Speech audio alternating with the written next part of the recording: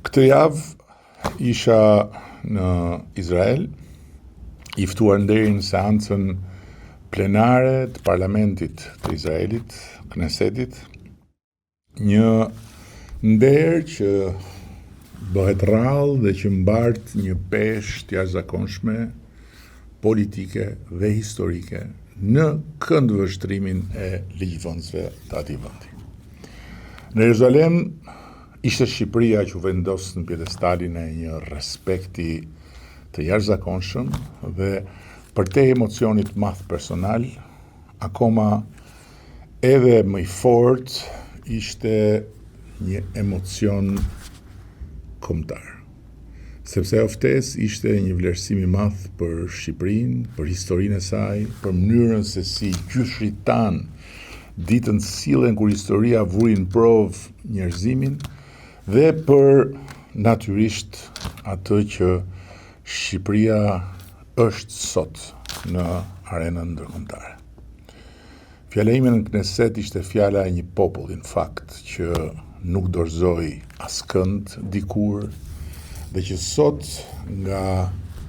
zemra e Izraelit mundi të flas me qartësi për dinjitet njerëzor, për kujtes paqeje dhe për përgjegjësi në një botë të trazuar ku feja duhet jetë melhem dhe jo helm mes popujve dhe në gjirin e popujve.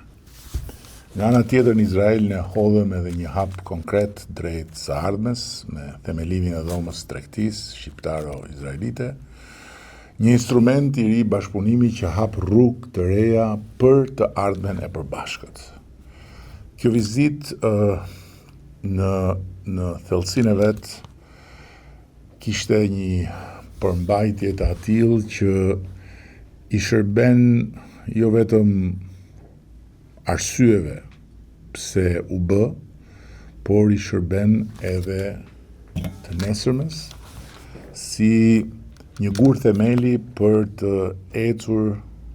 së bashku në një rrugë ku